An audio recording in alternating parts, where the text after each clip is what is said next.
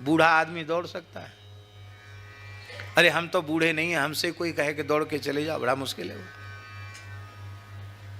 बूढ़े कैसे दौड़ेंगे? लेकिन ये भाव जग जाए तो दौड़ सकते हैं, या कोई बहुत आफत पड़ जाए तो दौड़ सकते हैं। हमारे त्यागी जी बैठे हैं, अभी तो कुछ झपकी ले रहे हैं।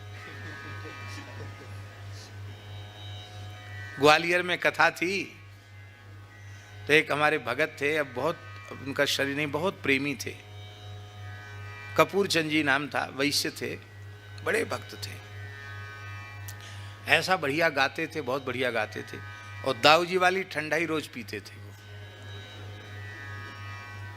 आप लोग ऐसा मत करना, वो जो है हमारी कथा में आते, पक्के श्रोता थे, ग्वालियर में कथा होती तो पुड़िया भेंट करते थे, चूरन की पुड़िया। बोले महाराज मेरे पास तो ये, मैं क्या भेंट करूं, पुड़िया भेंट करते। तो राम जी बड़े प्रेमी थे, बोले हजूर जंगल में एक डमरू वाले हनुमान जी हैं,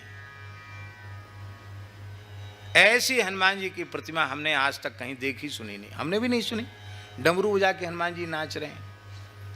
तो कथा तो हमारी पूरी हो गई थी ग्वालियर में, एक दिन अवकाश था, तो हमने कहा चलो सब लोग गए। हम लोग, आप थे साथ में कि नहीं थे? आप भी थे, ये भी थे, राघवेंद्र दास जी भी थे, त्यागी जी थे। लगभग 20 वर्ष तो हो गया होगा इस घटना को, ज़्यादा हो गया होगा। तो महाराज वहाँ पहुँचे, वहाँ हनुमान जी को भोग लगाया। वहाँ कुछ ऐसा लोग कह रहे थे कि इसलिए ऐसा हो गया, लोग कह रहे थे कि वहाँ कोई माता जी नहीं जाती है वहाँ, और हम लोगों के साथ सब पुरुष वर्ग ही थे, एक माता जी थी, वो चली गई हनुमान जी के हाथे में। और संयोग ही समझो, वो जैसे ही गई और ऊपर से एक बट के पेड़ के ऊपर मधुमक्खी का छत्ता हनुमान जी के छत पे गिरा। सब लोग हनुमान चालीसा पढ़ रहे थे, ना सह रोग हरे सब पीरा, और उसी समय गिर गया मधुमक्खी का छत्ता गिरा, और अगरबत्ती तो वहाँ वैसी लगाई गई थी, खूब मिठाइयाँ भोग लग रही थी हनुमान जी को, और हम भगवान को नैवेद्य अर्पित कर रहे थे, और लाखों मक्खियाँ, बड़ी बड़ी मोटी मोटी मधुमक्खियाँ टूट पड़ी। अब वहाँ अब तो शायद रोड बन गया होगा, उस समय रोड नहीं बना था, जहाँ रोड दूरी पर था वहाँ गाड़ियाँ खड़ी थी, और हम लोग पैदल चल के गए थे, और मोटे मोटे पेट वाले सेठ जो दौड़ ही नहीं सकते, वो कितने जल्दी दौड़ के गाड़ी तक पहुँच गए, हम तो देखते ही रहे। ये भाग गए, त्यागी जी भाग गए, सब लोग भाग गए, अकेले हम बच गए, अकेले। और सबको कुछ न कुछ प्रसाद मक्खियों ने दिया। कैसा प्रसाद दिया होगा वो तो सब व्याख्यान की जरूरत नहीं है। जो दुबले पतले थे वे बिना टॉनिक के ही मोटे हो गए। और हम घबराए नहीं बिल्कुल भी, हमारे मन में आया हाँ बंसीधर जी होते तो जरूर मोटे हो जाते। तो हमारे मन में यह आया कि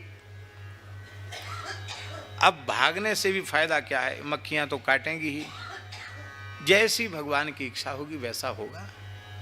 अब शांति से रहे, ज्यादा हाथ पांव मत चलाओ बचाने के लिए, भगवान के सहारे। आश्चर्य की बात है, किसी भी मक्खी ने मुझे काटा नहीं, केवल हम अकेले ही थे को भाजन, माने जो व्यक्ति उपस्थित होगा वही तो बचेगा।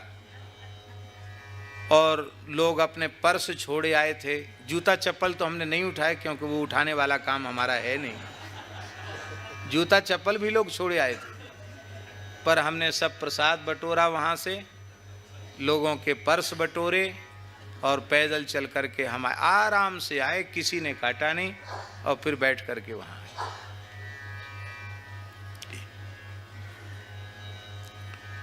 तो या तो बहुत अधिक प्रेम जग जाए तो व्यक्ति दौड़ सकता है, या कोई ऐसी भयंकर मधुमक्खी काटने जैसी घटना हो जाए तो आश्चर्य की बात है। हम खुद आश्चर्य करते, इतनी दूर गाड़ी खड़ी, ये लोग कितने जल्दी उड़ के पहुंच गए, क्या इतनी तेजी से दौड़े मक्खियों के डर के मारे। और फिर भी मक्खियों ने तो काटा ही, कुछ ना कुछ तो सबको प्रसाद मिला।